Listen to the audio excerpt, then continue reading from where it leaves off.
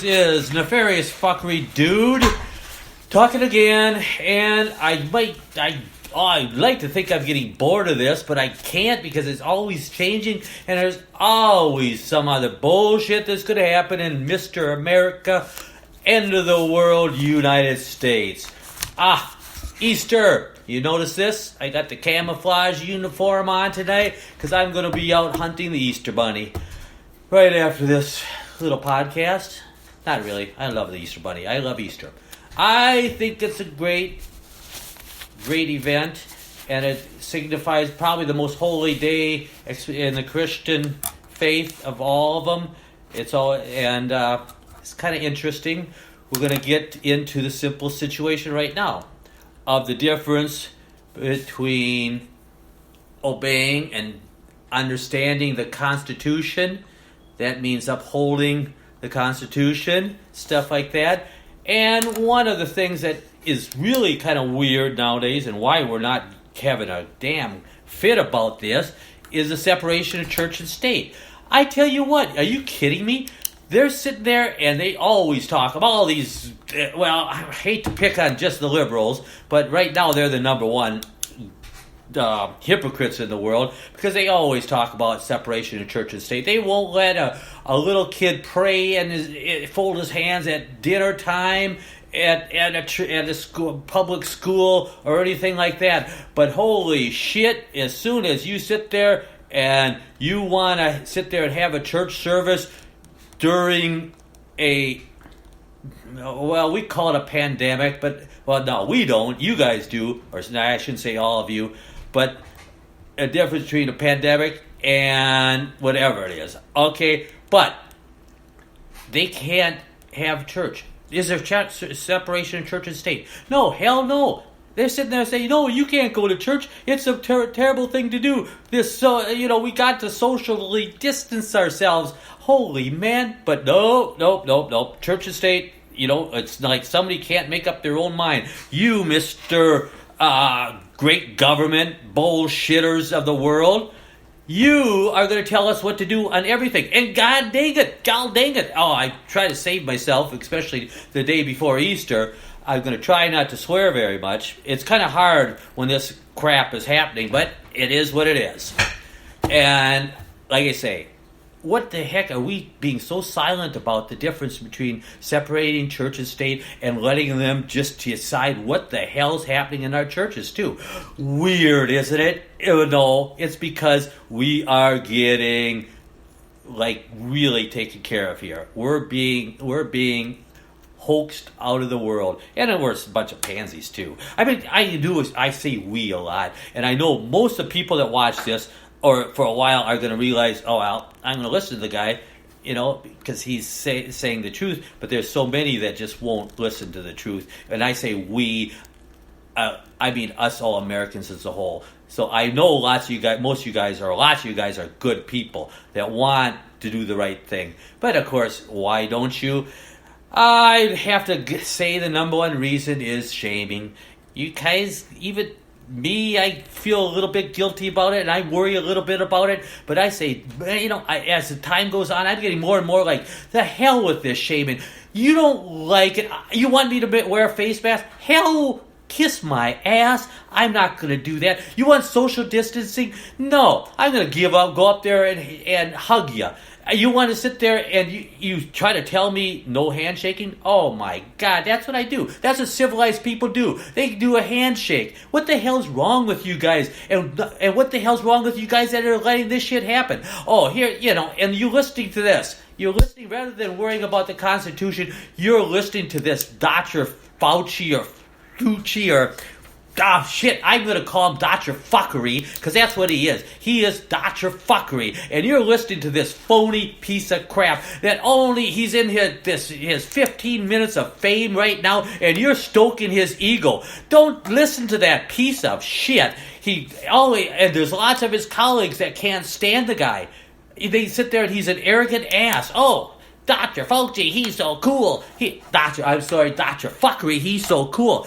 He gets to hang around with all the rich people. I got pictures of him hanging around Hillary Clinton and Bill Gates, and he loves the Bushes, because he, like you say, He doesn't give a shit about you. He doesn't give a shit about you. Okay? He gives a shit about Dr. Fuckery. That's all he gives a shit about. And you're letting him get it credence. It's not even close to it. Think about that, guys. Come on. Watch these people. How they act. What stories they tell. Oh my God. I mean, here's some stuff about our guy. For one, he's always talking. He wants to separate us. He wants us afraid of him. And I don't say just him. I mean the whole bunch of turds. They want us to do things like no handshaking. They don't want us to be together. They don't want us to be friends. They want us to be scared of each other. Everything. It's just like, well, hell, every regime that ever worked out on these situation and decided to destroy its people have done that. They get some of them are so nefarious that, like Germany, Nazi Germany, they did the old thing where the kids would turn them in. And guess what? Your kids are going to turn you in sooner or later if you let them, as far as what the hell happens, because that's the way these things work. They're going to just divide us apart. No handshaking. No, social distancing. Make sure we're socially distances. Okay? And another thing we have to watch out for is as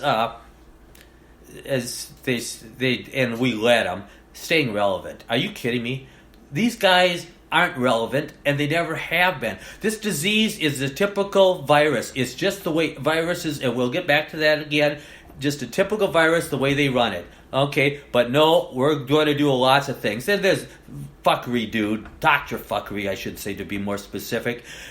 He wants to sit there. He thinks this is going to be a great idea after this thing is over, which, of course, it's not going to be over because we're not going to let it get over. Okay, he thinks that we should all have vaccine certificates, our papers. We have to have our papers. You got your paper? You got your vaccine updates? You got papers for it? Oh, no. Well, then we're going to have to forcibly shove a needle up your ass so you get vaccinated or whatever. Your kids don't get vaccinated. Obviously, they can't go to school already. What the hell's with that? I mean, I haven't, I shouldn't say it because I'm going to get something shoved up my ass too. I haven't been vaccinated my entire life. And I tell you what, I never get sick. I haven't had a flu or nothing for 25 years. Okay? My wife hasn't had the flu, but for 24 years, the only time she had it was when she first year at new colleges she was teaching at. They kind of shamed her into getting it, and she got sick as hell. The only time she ever had the flu vaccine. So this shit about this stuff is helping you? Are you kidding me? You don't need it. You need to get your own. Your own body has to get tough and work on these things. If you sit there and you taking vaccines for it, your body isn't going to get immune to nothing. And that's half the problem here. I mean, we are over-vaccinated. We're over-medicated. We get a little headache. We have to take something. We have to sit there and we have a little sniffle. We have to take something. It's like going, hell, you're just destroying your bodies. And that's because, I hate to say it, discomfort. You guys are just, too many people are turning into pansies. And, okay, social distancing. We have a big problem with that. The Spanish flu. Is there a vaccine for it? Did they make a vaccine for the Spanish flu? No, just went away. And the last one. The H1N1? H1N1, swine flu. Thank you, Joshua, baby. That's it. We don't have a vaccine for it, but we can't even go out in public until they get a vaccine for this one. Is it worse than the Spanish flu? Not even comparable. Is it worse than the swine flu? Hell, it's the same thing. It's just another virus. I'm sorry. I'm not really being cavalier about this because it is killing people, and that's unfortunate. But it is still the same thing as what we dealt with all the time. And what has to happen? What has to happen for this thing to end? It's got to circulate around until the Spanish flu just came, and of course that one took about 2 or 3 years. Want to know why it took 2 to 3 years? Because it circulated the globe. People did not move as fast as they used to, did not get around as much as they used to. Nowadays, it's like you could go get somebody can infect you in 24 hours from China. Okay? Those days, it took 2 or 3 years for this situation to happen. That's why that one took longer to get rid of it. Okay? And break for a while.